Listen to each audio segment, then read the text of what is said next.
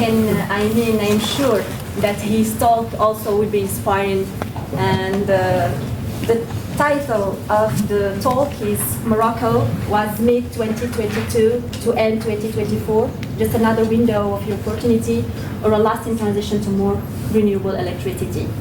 The floor is yours, Professor Bennouna. Thank you. I'd like to thank all the organizers for inviting me. Just a few words. I taught physics for 42 years. I retired in 2022, but I'm still there for other things. Not teaching, but I am transferring some knowledge through the Moroccan information system, namely journalists. Means that for a person who was not in the social networks for almost all my life, I entered in social networks in something like 2 or nearly 3 years ago to reach people, to make them understand what is the problem of energy in Morocco. Well, I try to teach others, explain at the same time the history of energy in Morocco, the economics aspects of Morocco, the social aspects of energy in Morocco, as well as the history and also things very having to do with present events.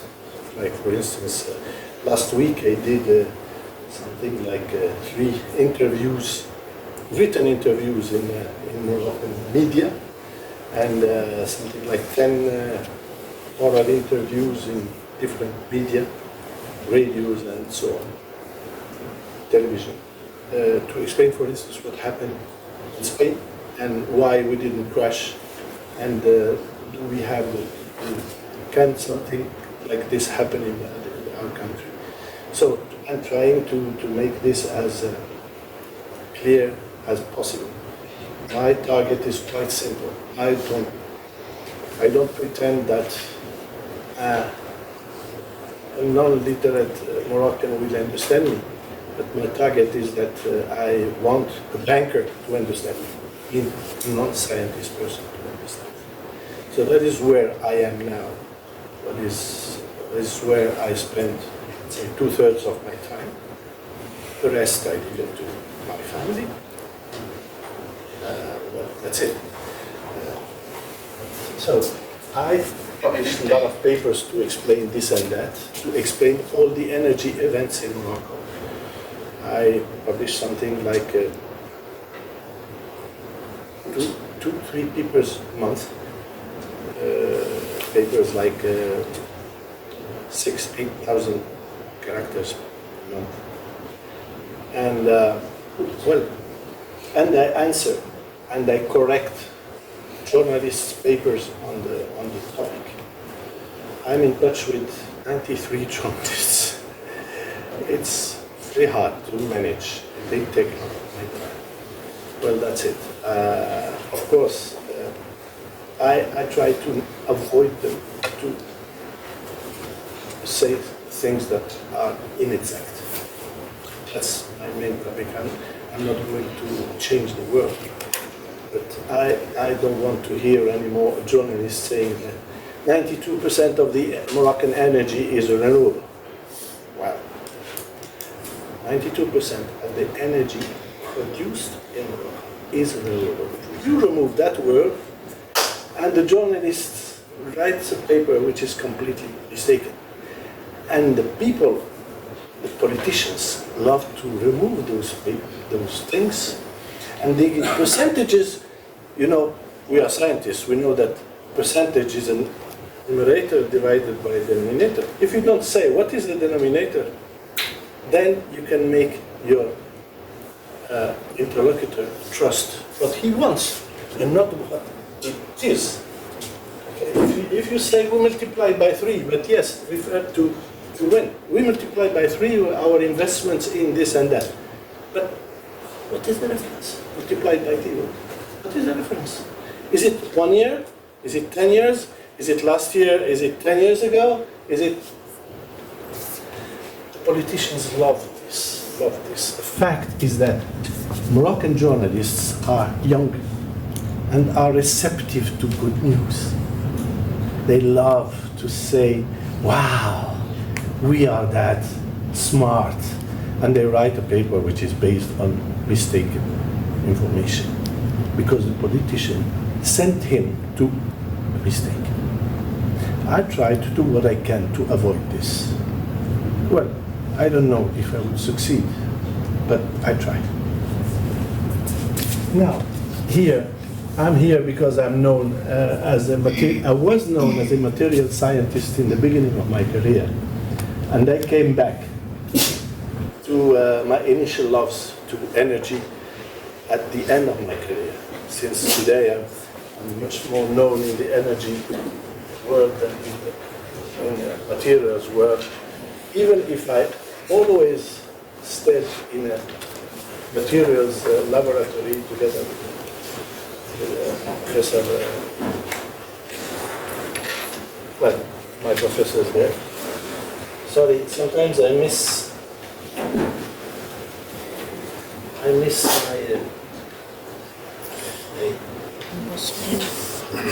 change.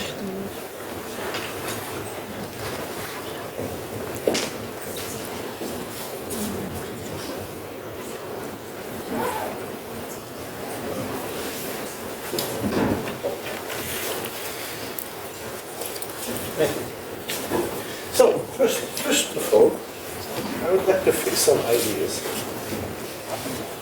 Without significant impact to reduce the global warming, why would Morocco should go for renewable energies? In fact, to grasp their ability with international information from the World Bank. What is in red is the Moroccan emissions of greenhouse gases. What is in green is all Africa without Morocco. And all what is blue is the rest of the world without Africa. Take care. It seems enormous, but the scale is logarithmic, okay? And the fact is that the share of Morocco is 0.16% of the global emissions in 2022. The population of this country is 0.48. Means that if we had a right to pollute, we are 1/3 below the average world emission per capita. In one hand. And second, 0.16%. If we stop today, all of us, we go on holidays without cars, okay? We turn off the lights, we stop all the energy in this country, we will not solve the problem. The problem is in the hands of the three big emitters, each one for its own historic reasons, United States, China, and India. And Europe. If these ones don't stop emissions, the global warming will not stop. So we are not part of the solution. We suffer from it for different reasons. But we are not, we cannot stop it. Okay, so should we go for renewables? It's quite simple. This is only to moderate I don't know the English word for Hamas. Being enthusiasm. The enthusiasm of young people Moroccan people wanting to solve the global warming thing after having inventing, a small 1 square centimeter of a new material. We are not going to solve it. Not Morocco. It is in the hand of other countries. Even if you discover something, it has to be taken by those, okay, and used by those to be efficient for global warming. So, unfortunately, we don't have the key. So, why should we go? First, because we don't have fossils in this country. It's obvious each time, again, journalists, each time we find some new natural gas, hey, we are going to multiply by 2 our natural gas productions in Morocco. Yes, multiply by 2, great. But what was the percentage of energy coverage of natural gas in Morocco? It was 0.1%. Okay, we're going to go to cover 0.2% of our needs. Great, still 0.2%. But to say we're going to go to 0.2 is not sexy. Better to say, we are going to multiply by 2. Great. We had 1 dirham, we'll have 2 dirhams now. Great, you can do even a dinner with that. Second reason, by contributing to energy independence, the renewable energy will reduce our dependence on energy.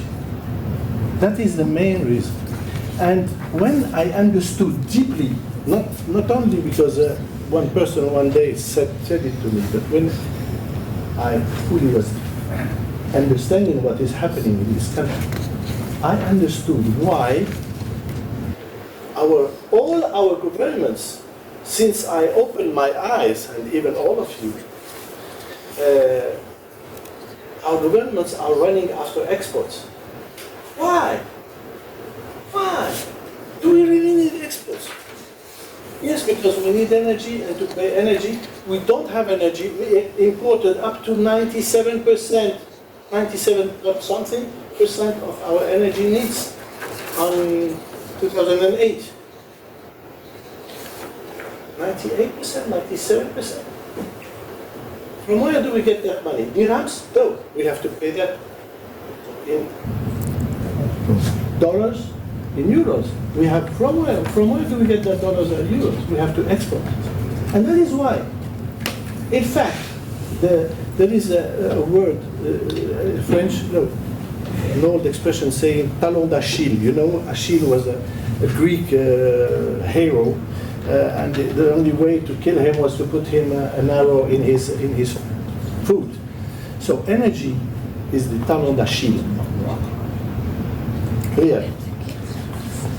Not everybody says that, but it is our weakness. Everybody is running because we have alternative solutions for a lot of things. But for energy, for the time being, we have nothing else than to import it and to get euros and dollars to do it. And the cost. Young people understand something. A few years ago, the cost of the energy bill of Morocco has taken 53% of our exports. You know what that means? It's kilogram of phosphates exported, half of the price went to pay energy. Each car, half of the price went to pay energy. That's absolutely unsustainable. This happens once, but you can understand that it is shocking. It's a shock for an economy, and the Moroccan economy has shown quite a resilience to have passed that.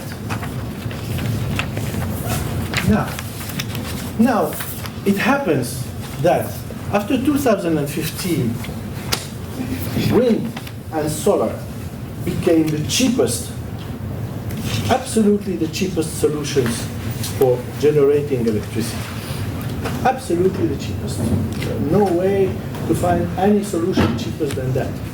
No nuclear, no coal, no petrol, no natural gas, no geothermal, no marine, no nothing.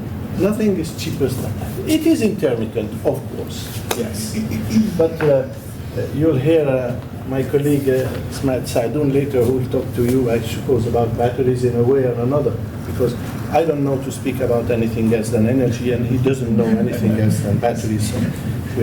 So he will explain you how storage will solve the problem of intermittence, and we are right now. I am convinced that we are at the point where electrochemic storage of electricity will become very cheap. I'm certain of that. He will give you some numbers. And there is another thing. The fourth reason why should Morocco go for renewables is that we have our first recipient of our export is Europe.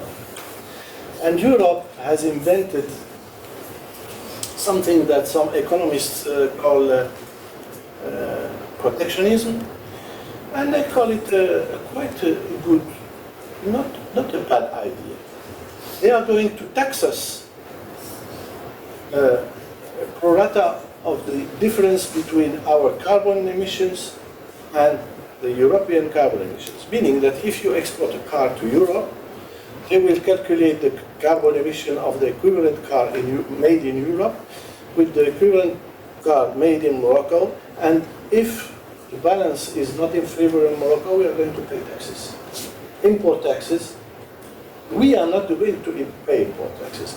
The importer is going to pay import taxes so that our cars will become more expensive than other cars. And we will be less competitive and we will export less. And you understand that we don't need to export less. I explained you why already. So we cannot afford that. So we have to reduce the fingerprint of all our industry. Reducing our fingerprint means reduce energy consumption and put renewables. And the fact is that the big industry is already ready for that. Our problem is with medium enterprises and small enterprises that cannot decarbonize their own energy consumption by themselves.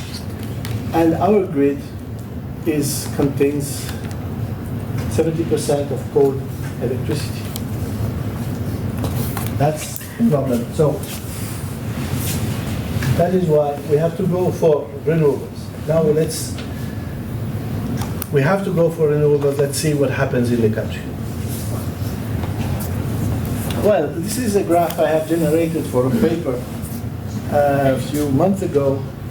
We were trying to see what happened after 25 years of having our Majesty Mohammed VI.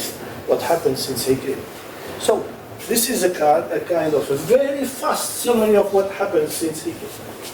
One, per capita revenue in this country in constant dirhams, means that you remove the inflation to have the constant value, was multiplied by almost 1.9, which is not bad. We have some problems, social problems, because of inequality of distribution of this richness, but but in average, the Moroccan is richer than what he was 25 years ago. Good. Second, our hydroelectricity, we lost 57 of it since 1999. Our king has nothing to do with it. It's the fault of lack of rain. But even though our renewable electricity was multiplied by 10.6, and those who don't trust that there is an energy transition in Morocco, you have the numbers there, okay? So quickly, this country has multiplied by 1.9 its revenue, by almost 2 energy and related stuff. Lost 0.43, multiplied exports by 4.7, and multiplied its renewable energy by more than 10. Keep the details. So, it's not a small thing. Now, this is the same thing, but seen on 45 years. It's the same graph in a more synthetic. There wasn't. I made this system. I was supposed to put the annual growth rate here, but this is mistaken. So this is the same graph with 45 years. Okay. I wanted to speak about the annual graph, annual growth, but I had a mistake. Young, I made a mistake copying this morning. Okay. The main thing to understand, whatever numbers you take, macroeconomic numbers, the whole of the match was played in the 90s, beginning of 2000. I mean that the annual growth rate of almost everything in this country has taken its maximum between 1995 and 2005. Revenue growth rate has peaked in between 95 and 2005. Energy growth rate, same thing. Electricity growth rate, same thing. Well, everything, almost all the macroeconomic data have taken its maximum between 1995 and 2005. This provided that you take the whole numbers in a single thing. You don't.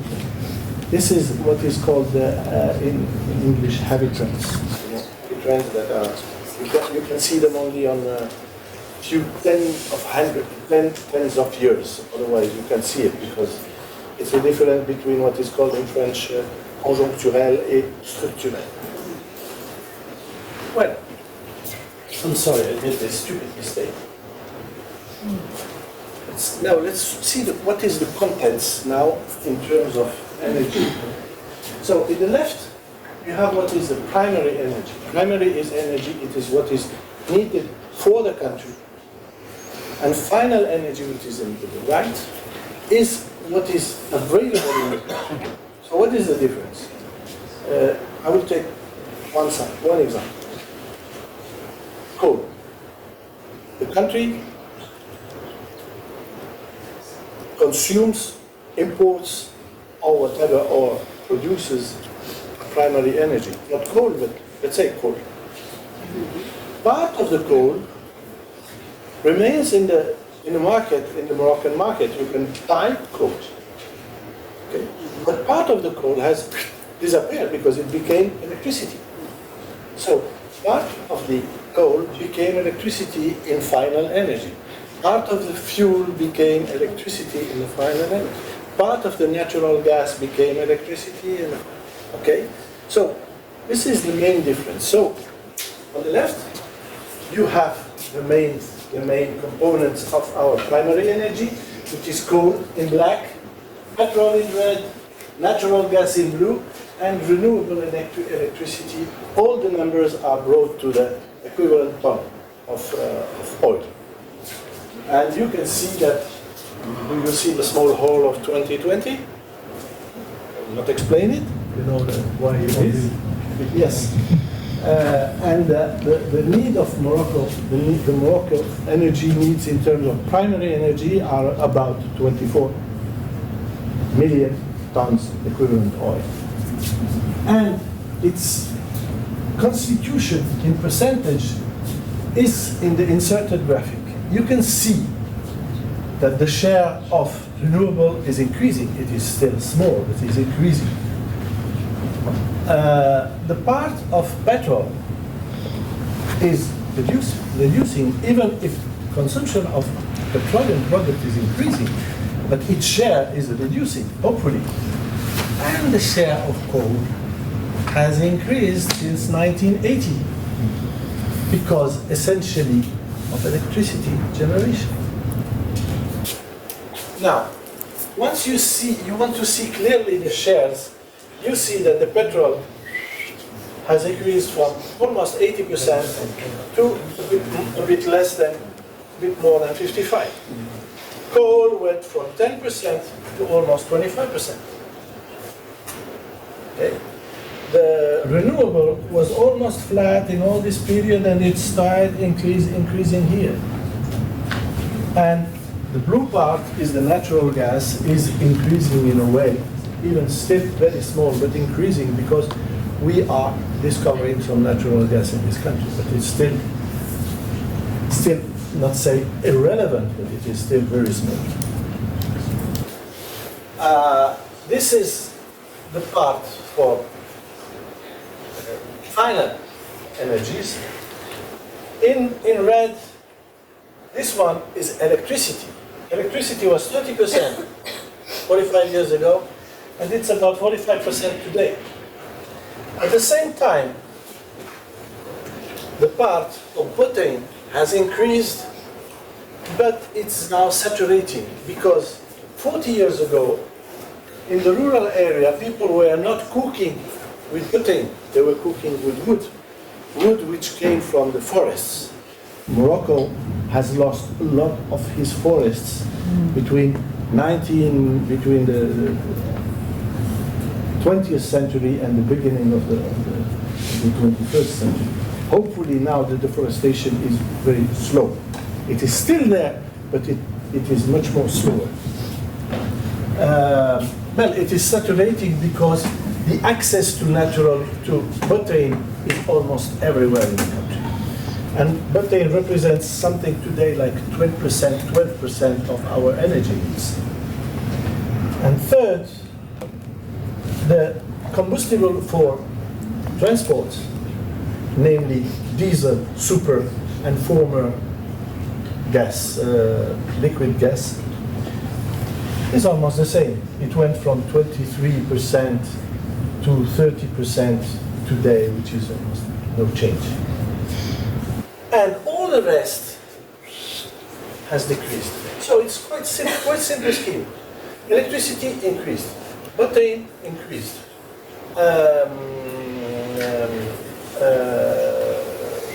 transport remained, and all the rest decreased. It's a quite simple scheme to remember, and we'll see what will happen in 10 years from now, if we'll keep this scheme or not. Well, that's it. Now we'll see what we produce in this country. Well, the 10-12% of energy we produce in this country. So everyone you said told you, the joke with the 92% of the energy in Morocco is renewable. This graph here to show you that it is true. Why? Because this graph here shows that renewables, which are in green, represent more than 90% of the energy generated in this country, which is composed of renewable, of combustibles, and here industrial heat, which is electricity generated from exothermic reactions in the chemical industries, and in fact it represents more than 90%. But if you don't say that you refer to the produced energy, then you are making the person mistake. So we have a lot of combustibles here. What were these combustibles? In Morocco, we had a mine of coal in the east of Morocco, near the Algerian borders, at something like 300 south of Oujda. And we stopped it in 2000. This is why you have this. Okay. It happened in 2000. Why did we stop it? First, because its calorific heat was rubbish. 0.5 equivalent ton per ton, ton equivalent oil per ton, instead of 0.65. Second, because it contains sulfur. And, you know, coal is rubbish because you emit CO2, much more CO2 than all other combustibles. But the fact is that all the coal is not equivalent to all of the others. Some coal, like the one we have in Rotterdam, contain sulfur. For combustion, it's good because you burn sulfur with oxygen, you generate SO2, and you generate heat, and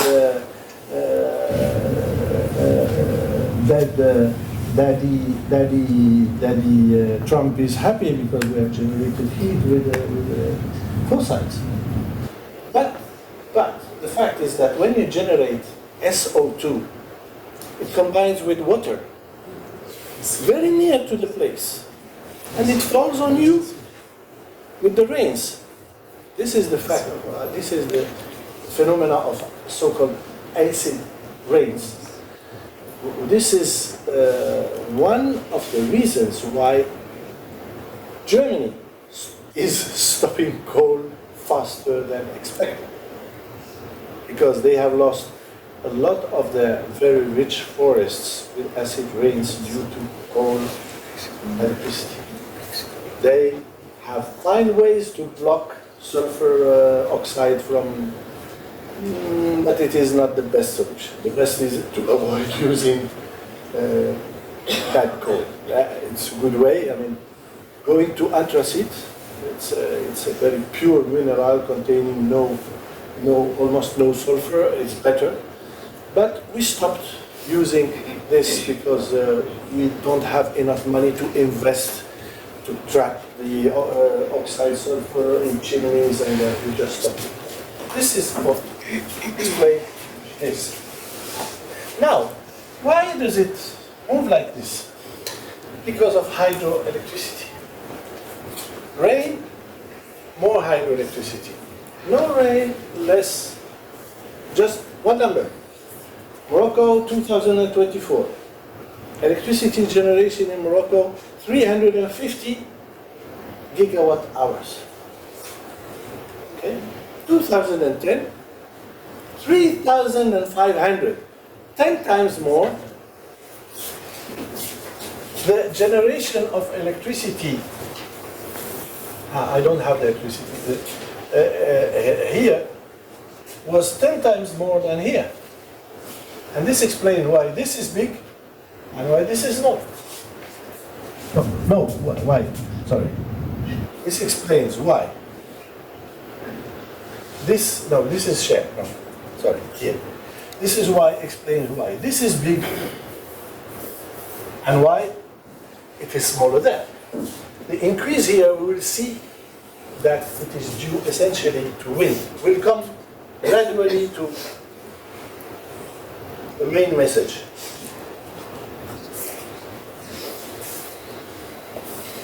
I like in this country to share. I'm not alone. We are several experts in the world to now split energy in a new way. It's easier. It's more complex to aggregate, but it's easier for people to understand. Final energy divided in two. Electricity and non-electricity, whatever is non-electricity. It can be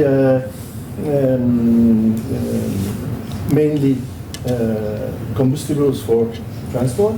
It can be coal for industrial heat. It can be all what is not electricity. You put it in a single packet. And why? Because in the future we have no alternative to decarbonize some uses except by electrifying them. So we have to give a special treatment to electricity, and to see how much the red part will take shares of the yellow one. It's important. So what you see over there is the electric non-electric combination of energy. It's the same total than before. It's still 24 million ton of equivalent oil.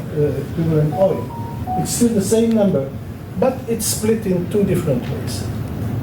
And you see still that the electric part was something like a bit more than 30% 45 years ago, and it is about 45% today, same numbers than before.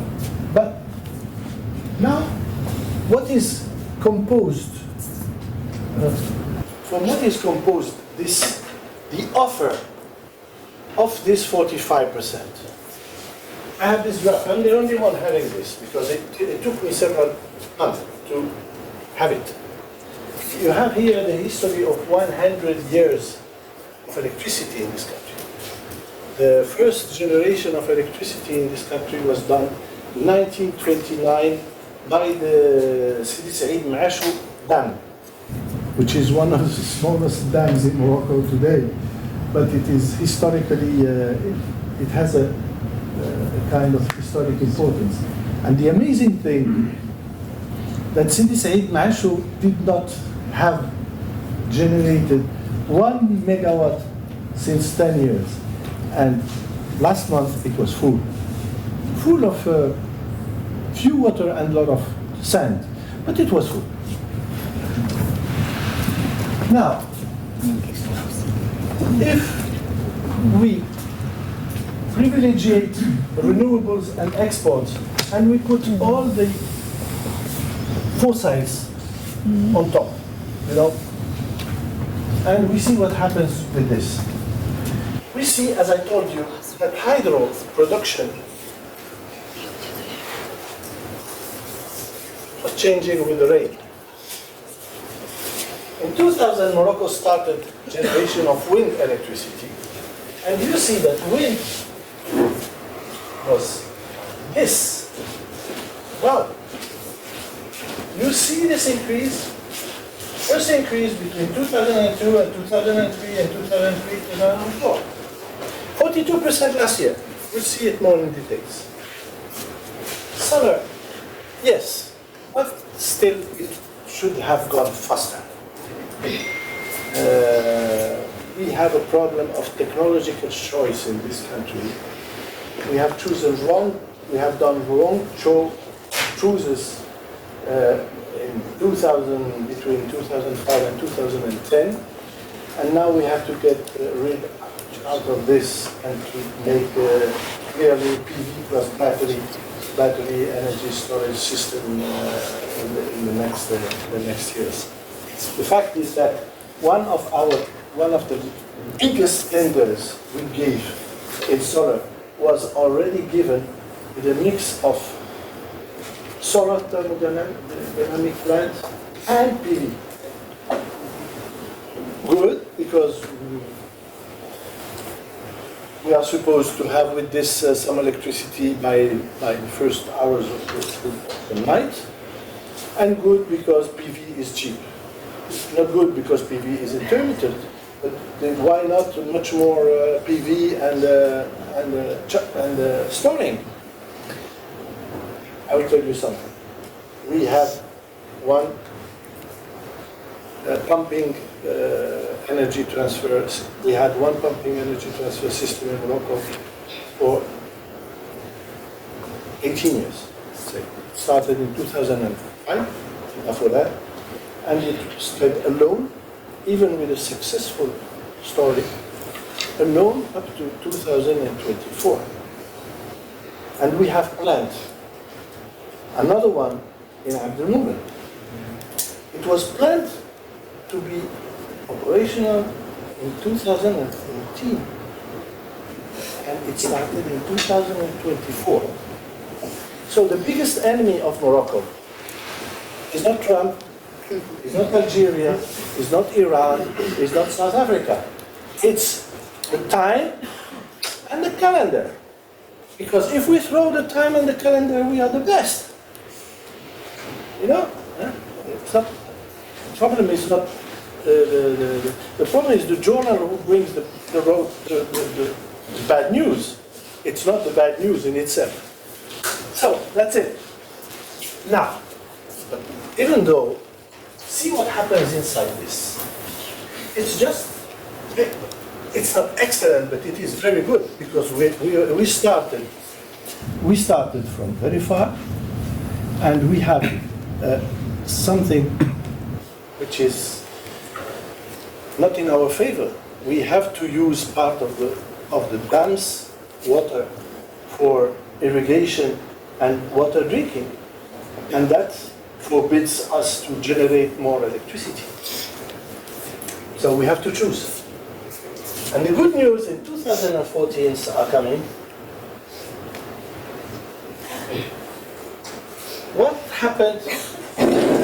This is the kind of graphs I generate now in a, how do you call it, in a periodic way. Each quarter for the last quarter, and each year for the preceding year. Now, the numbers for 2004 are issued, and we'll compare the numbers of. So, what is this? We have a gap. We have an increase of electricity and energy demand each year. This is the gap from one year to another. How did we cover this from one year to another? How? With what? It's not the total, it is how did we cover the difference from one year to another. And you can see the difference, the 2022 to 2023, how did we cover? So this reference stands for last year, and the numbers here can be positive or negative. It gives always bridges like this. We covered it with essentially with natural gas. Then, in second, with wind. In third, with an increase in solar. Then, with an increase in imports. Also, with an increase, which is a reduction of the absorptions. And with a small increase in dams, in hydroelectricity, but we lose industrial heats, pumping, petroleum and coal. And at the bottom line, this was the increase of net electricity demand of the country. This is in fact the input, okay? How did we cover this? We covered this putting this, and losing this, and you have to come back to zero, okay? So, 2002, we covered the difference essentially in natural gas. Why? Because in November 2021, Algeria stopped supplying Morocco with natural gas, and we had to find another way to supply our combined cycle natural gas plants. We have two. That means that during all the year of 2022, almost our combined cycle gas, natural gas plants. Please don't take photographs. I'll keep this here. It's for you. You can have the original picture. Huh? It's like you. Yeah, okay. Hold on one second. Okay, you can do that. Well, okay. This is why this happened this way. Because in 2002, in 2003, sorry, the combined cycle plants started working again. That is why this happened. Now let's see what happens from 2023 to 2024. It's interesting because we have 2 years which are completely different one from the other. In 2023 and 24, we covered the increase of energy, net energy demand, which was not very big, 628 compared to this one. 628 gigawatt hours per year. we compensated it with a huge increase in wind, an increase in imports. I will tell you a few words about it. Small increase in dams. You see, it's still peanuts, but it's there. A small increase in this transfer, energy transfer through pumping, an increase, small increase in natural gas, but a decrease in, a decrease in, a decrease in, a decrease in, and a huge decrease in coal. Good news. This is good news because this means that our carbon intensity will go down in a way or another. We will see that it's not huge, but it's there. That's it. It's interesting because this is the first time this happens. In general, because that's a revolution here. From this to that, it sounds like there are two different countries. No, the fact is that this country was in 2002 in a situation that he was not having any natural gas plants. From a country, in 2001, in 2022, the country was a country which has no natural gas plants, while in 2023 he had them. Well, and to finish with this, what is good and is it sustainable? When you make month by month, 12-month values, I like this kind of presentation of data, because each month you take with you 12 months, meaning that you don't have seasonal variation. You have what happened in the last 12 months. You can wait until December to present this. But the problem is that you have one representation each year. While if you do it month by month, you have 12 points each year. And 12 points which are not seasonal dependent. So, the good news here, what is? This is the start of the national energy strategy. The green part is the wind. We had already a wind park in the north of Morocco. This was essentially due to this wind park. The blue is, as we said already, is hydroelectricity. And you see here that there is the first slope, very roughly. Okay. Then there is a second slope starting from here to here. It is slower than the first slope. But there is a third slope here, starting from here. I would love this one to continue for a few years. It would be just fantastic. And the fact is of the stupid shoulder there at the end of 2024. This shoulder, if you do a representation year by year, you miss it. Because you would see an increase, pop, yeah, bravo.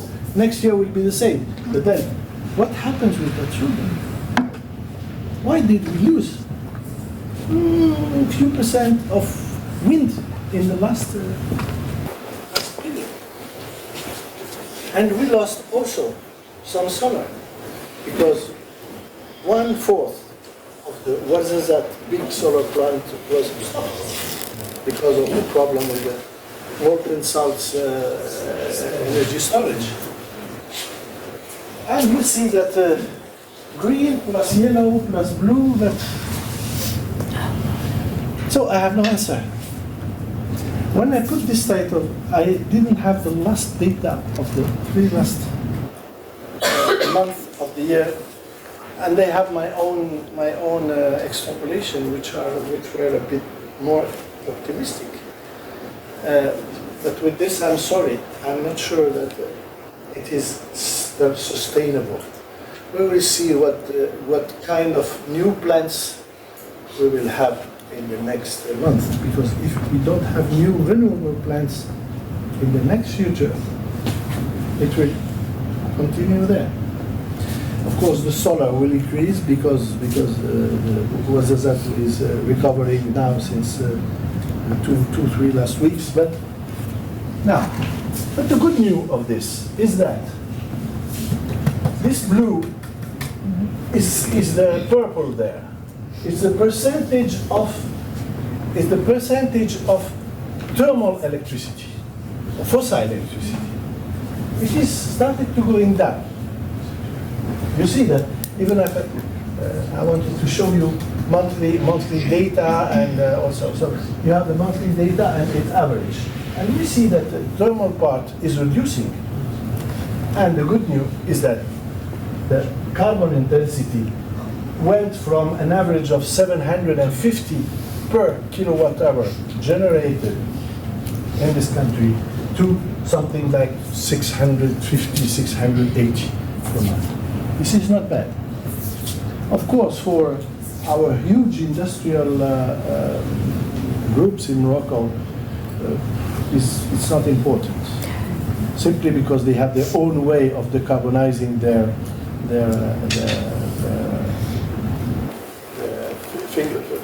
reducing their fingerprint. While small companies, and we have some small companies exporting. Just recently, I visited something like 3-4 years ago. No, it was before. It was before COVID. So it was 2017. I have seen a small factory in near Abidjan producing spoons with wood and exporting them, because it's very, very nice to eat soup with the wooden soaps, because wooden spoons, because it don't burn you the mouth. But they export this, and these people have no choice. They are not going to decarbonize. They have to make their motors, and all their consumption is based on grid. And the day they will export, they will pay, the people who will buy their products will pay a lot of taxes. Hopefully, it's considered handicrafts, and the energy part is not very important in the final price. But even though it will make us in competition with some others that may do the same thing. Tunisia, for instance, why not? Well, I'll stop here and give you space for your questions, and I thank you for your attention.